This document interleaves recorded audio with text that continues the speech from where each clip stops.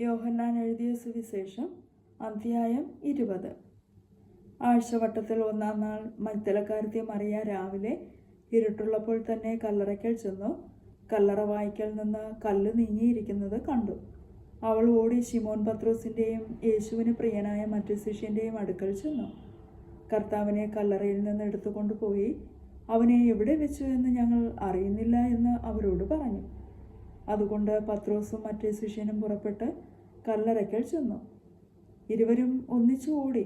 മറ്റേ ശിഷ്യൻ പത്രോസിനേക്കാൾ വേഗത്തിൽ ഓടി ആദ്യം കല്ലറയ്ക്കൽ എത്തി. കുനിഞ്ഞു നോക്കി ശീലകൾ കിടക്കുന്നത് കണ്ടു. അകത്ത് കടന്നില്ല താനും. അവൻ്റെ പിന്നാലെ ശിമോൻ പത്രോസും വന്ന് കല്ലറയിൽ കടന്ന് ശീലകൾ കിടക്കുന്നതും അവൻ്റെ തലയിൽ ചുറ്റിയിരുന്ന റൂമാൾ ശീലകളോടുകൂടെ കിടക്കാതെ വേറിട്ട് ഒരിടത്ത് ചുരുട്ടി വെച്ചിരിക്കുന്നതും കണ്ടു. ആദ്യം കല്ലറയ്ക്കൽ എത്തിയ മറ്റേ ശിഷ്യനും അപ്പോൾ അകത്ത് ചെന്ന് കണ്ട് വിശ്വസിച്ചു. അവൻ മരിച്ചവരിൽ നിന്ന് ഉയർത്തെഴുന്നേൽക്കേണ്ടതാകുന്നു എന്നുള്ള തിരുവെഴുത്ത് അവർ അതുവരെ അറിഞ്ഞില്ല. അങ്ങനെ ശിഷ്യന്മാർ വീട്ടിലേക്ക് മടങ്ങിപ്പോയി. എന്നാൽ മറിയ കല്ലറയ്ക്കൽ പുറത്ത് കരഞ്ഞുകൊണ്ട് നിന്നു. കരയുന്നതിനിടയിൽ അവൾ കല്ലറയിൽ കുനിഞ്ഞു നോക്കി. യേശുവിൻ്റെ ശരീരം കിടന്നിരുന്ന ഇടത്ത് വെള്ളവസ്ത്രം ധരിച്ച 2 ദൂതന്മാർ, ഒരുത്തൻ തലയ്ക്കലും ഒരുത്തൻ കാൽക്കലും ഇരിക്കുന്നത് കണ്ടു. അവർ അവളോട്, സ്ത്രീയെ, നീ കരയുന്നത് എന്ത് എന്ന് ചോദിച്ചു. എൻ്റെ കർത്താവിനെ എടുത്തുകൊണ്ടുപോയി അവനെ എവിടെ വെച്ചു എന്ന് ഞാൻ അറിയുന്നില്ല എന്ന് അവൾ അവരോട് പറഞ്ഞു. ഇത് പറഞ്ഞിട്ട് അവൾ പിന്നോക്കം തിരിഞ്ഞു യേശു നിൽക്കുന്നത് കണ്ടു. യേശു എന്ന് അറിഞ്ഞില്ല താനും. യേശു അവളോട്, സ്ത്രീയെ, നീ കരയുന്നത് എന്ത്? ആരെ തിരയുന്നു എന്ന് ചോദിച്ചു.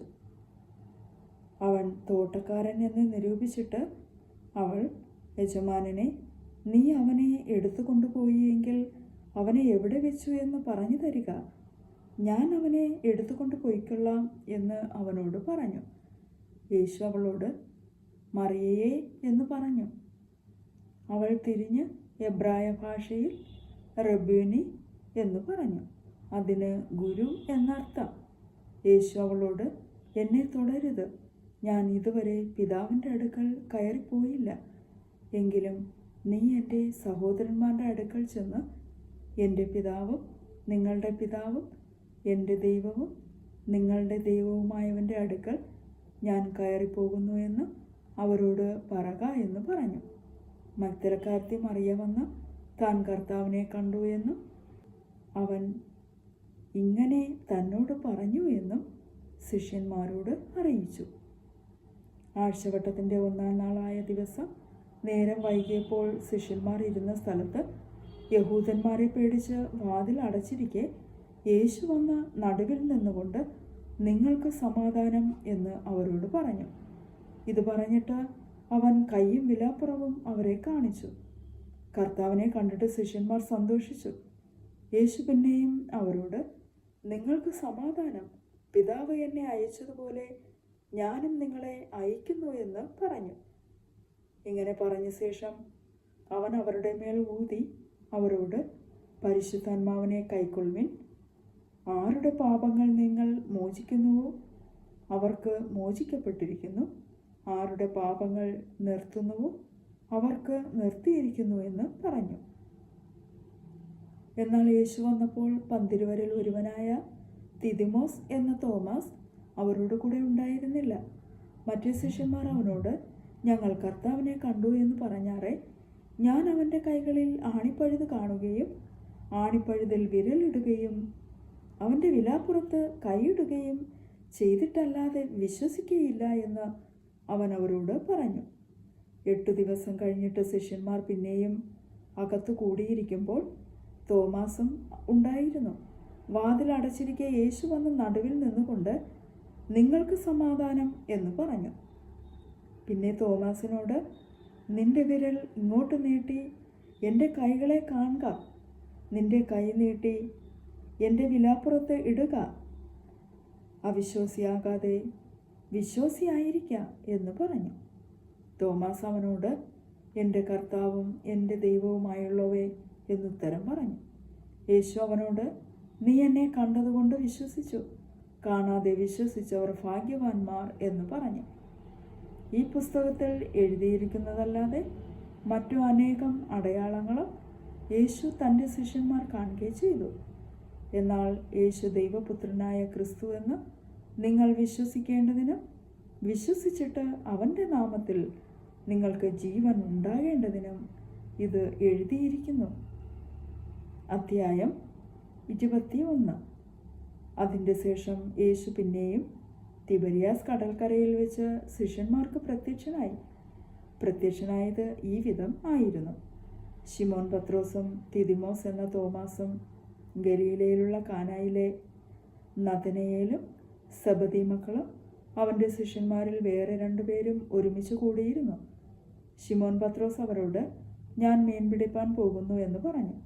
ഞങ്ങളും പോരുന്നു എന്ന് അവർ പറഞ്ഞു. അവർ പുറപ്പെട്ട് പടക് കയറിപ്പോയി. ആ രാത്രിയിൽ ഒന്നും പിടിച്ചില്ല. പുലർച്ചെയായപ്പോൾ യേശു കരയിൽ നിന്നിരുന്നു. യേശു ആകുന്നു എന്ന് ശിഷ്യന്മാർ അറിഞ്ഞില്ല. യേശു അവരോട്, കുഞ്ഞുങ്ങളെ, കൂട്ടുവാൻ വല്ലതും ഉണ്ടോ എന്ന് ചോദിച്ചു. ഇല്ല എന്ന് അവർ ഉത്തരം പറഞ്ഞു. പടകിൻ്റെ വലത്തുഭാഗത്ത് വല വീശുവിൻ, എന്നാൽ നിങ്ങൾക്ക് കിട്ടും എന്ന് അവൻ അവരോട് പറഞ്ഞു. അവർ വീശി. മീനിൻ്റെ പെരുപ്പ ഹേതുവായി അത് വലിപ്പാൻ കഴിഞ്ഞില്ല. യേശു സ്നേഹിച്ച ശിഷ്യൻ പത്രോസിനോട്, അത് കർത്താവ് ആകുന്നു എന്ന് പറഞ്ഞു. കർത്താവ് ആകുന്നു എന്ന് ശിമോൻ പത്രോസ് കേട്ടിട്ട് താൻ നഗ്നനാകയാൽ അങ്കി അരയിൽ ചുറ്റി കടലിൽ ചാടി. ശേഷം ശിഷ്യന്മാർ കരയിൽ നിന്ന് ഏകദേശം 200 മുഴത്തിൽ അധികം ദൂരത്തല്ലായകയാൽ മീൻ നിറഞ്ഞ വല ഇഴച്ചും കൊണ്ട് ചെറിയ പടകിൽ വന്നു.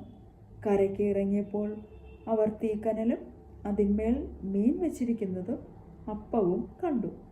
യേശു അവരോട്, ഇപ്പോൾ പിടിച്ച മീൻ ചിലത് കൊണ്ടുവരുവിൻ എന്ന് പറഞ്ഞു. ശിമോൻ പത്രോസ് കയറി 153 വലിയ മീൻ നിറഞ്ഞ വല കരയ്ക്ക് വലിച്ചു കയറ്റി. അത്ര വളരെ ഉണ്ടായിരുന്നിട്ടും വല കയറിയില്ല. യേശു അവരോട്, വന്ന് പ്രാതൽ കഴിച്ചുകൊള്ളുവിൻ എന്ന് പറഞ്ഞു. കർത്താവാകുന്നു എന്ന് അറിഞ്ഞിട്ട് ശിഷ്യന്മാരിൽ ഒരുത്തനും നീ ആർ എന്ന് അവനോട് ചോദിപ്പാൻ തുനിഞ്ഞില്ല. യേശു വന്ന് അപ്പമെടുത്ത് അവർക്ക് കൊടുത്തു. മീനും അങ്ങനെ തന്നെ. യേശു മരിച്ചവരിൽ നിന്ന് ഉയർത്തെഴുന്നേറ്റ ശേഷം ഇങ്ങനെ 3-ാം പ്രാവശ്യം ശിഷ്യന്മാർക്ക് പ്രത്യക്ഷനായി. അവർ പ്രാതൽ കഴിച്ച ശേഷം യേശു ശിമോൻ പത്രോസിനോട്, യോഹന്നാൻ്റെ മകനായ ശിമോനെ, നീ ഇവരിൽ അധികമായി എന്നെ സ്നേഹിക്കുന്നുവോ എന്ന് ചോദിച്ചു. അതിന് അവൻ, ഉവ്വ് കർത്താവേ, എനിക്ക് നിന്നോട് പ്രിയമുണ്ട് എന്ന് നീ അറിയുന്നുവല്ലോ എന്ന് പറഞ്ഞു. എൻ്റെ കുഞ്ഞാടുകളെ മേയ്ക്ക എന്ന് അവൻ അവനോട് പറഞ്ഞു. രണ്ടാമതും അവനോട്, യോഹന്നാൻ്റെ മകനായ ശിമോനെ, നീ എന്നെ സ്നേഹിക്കുന്നുവോ എന്ന് ചോദിച്ചു. അതിന് അവൻ, ഉവ്വ് കർത്താവേ, എനിക്ക് നിന്നോട് പ്രിയമുണ്ട് എന്ന് നീ അറിയുന്നുവല്ലോ എന്ന് പറഞ്ഞു. എൻ്റെ ആടുകളെ പാലിക്ക എന്ന് അവൻ അവനോട് പറഞ്ഞു. മൂന്നാമതും അവനോട്, യോഹന്നാൻ്റെ മകനായ ശിമോനെ, നിനക്ക് എന്നോട് പ്രിയമുണ്ടോ എന്ന് ചോദിച്ചു. എന്നോട് പ്രിയമുണ്ടോ എന്ന് മൂന്നാമതും ചോദിക്കയാൽ പത്രോസ് ദുഃഖിച്ചു. കർത്താവേ, നീ സകലവും അറിയുന്നു. എനിക്ക് നിന്നോട് പ്രിയമുണ്ട് എന്നും നീ അറിയുന്നു എന്ന് അവനോട് പറഞ്ഞു. യേശു അവനോട്, എൻ്റെ ആടുകളെ മേയ്ക്ക. ആമേൻ ആമേൻ, ഞാൻ നിന്നോട് പറയുന്നു, നീ യൗവനക്കാരനായിരുന്നപ്പോൾ നീ തന്നെ അരകെട്ടി ഇഷ്ടമുള്ളയിടത്ത് നടന്നു. വയസ്സനായ ശേഷമോ നീ കൈനീട്ടുകയും മറ്റൊരുത്തൻ നിന്റെ അരകെട്ടി നിനക്ക് ഇഷ്ടമില്ലാത്ത ഇടത്തേക്ക് നിന്നെ കൊണ്ടുപോവുകയും ചെയ്യും എന്ന് പറഞ്ഞു. അതിനാൽ അവൻ ഇന്നവിധം മരണം കൊണ്ട് ദൈവത്തെ മഹത്വപ്പെടുത്തും എന്ന് അവൻ സൂചിപ്പിച്ചു. ഇത് പറഞ്ഞിട്ട് എന്നെ അനുഗമിക്ക എന്ന് അവനോട് പറഞ്ഞു. പത്രോസ് തിരിഞ്ഞ് യേശു സ്നേഹിച്ച ശിഷ്യൻ പിൻചെല്ലുന്നത് കണ്ടു. അത്താഴത്തിൽ അവൻ്റെ നെഞ്ചോട് ചാഞ്ഞുകൊണ്ട്, കർത്താവെ, നിന്നെ കാണിച്ചു കൊടുക്കുന്നവൻ ആർ എന്ന് ചോദിച്ചത് ഇവൻ തന്നെ. അവനെ പത്രോസ് കണ്ടിട്ട്, കർത്താവെ, ഇവന് എന്തു ഭവിക്കും എന്ന് യേശുവിനോട് ചോദിച്ചു. യേശു അവനോട്, ഞാൻ വരുവോളം ഇവൻ ഇരിക്കണമെന്ന് എനിക്ക് ഇഷ്ടമുണ്ടെങ്കിൽ അത് നിനക്ക് എന്ത്? നീ എന്നെ അനുഗമിക്ക എന്ന് പറഞ്ഞു. ആകയാൽ ആ ശിഷ്യൻ മരിക്കയില്ല എന്നൊരു ശ്രുതി സഹോദരന്മാരുടെ ഇടയിൽ പരന്നു. യേശുവോ, അവൻ മരിക്കയില്ല എന്നല്ല, ഞാൻ വരുവോളം ഇവൻ ഇരിക്കണം എന്ന് എനിക്കിഷ്ടമുണ്ടെങ്കിൽ അത് നിനക്ക് എന്ത് എന്നത്രേ അവനോട് പറഞ്ഞത്. ഈ ശിഷ്യൻ ഇതിനെക്കുറിച്ച് സാക്ഷ്യം പറയുന്നവനും ഇത് എഴുതിയവനും ആകുന്നു. അവൻ്റെ സാക്ഷ്യം സത്യമെന്ന് ഞങ്ങൾ അറിയുന്നു. യേശു ചെയ്തത് മറ്റു പലതും ഉണ്ട്.